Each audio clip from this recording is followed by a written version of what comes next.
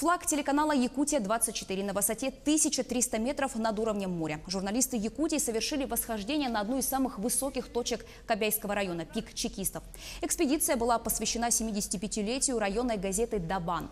Гора находится в 10 километрах от поселка Сагян-Кёль и с каждым годом приобретает все большую популярность среди туристов-экстремалов. Чтобы добраться на самый верх, группа журналистов преодолела больше 6 километров подъемов и спусков по 5 горным вершинам. Особенность маршрута, который присваивают третью категорию сложности, состоит в разнообразии ландшафта.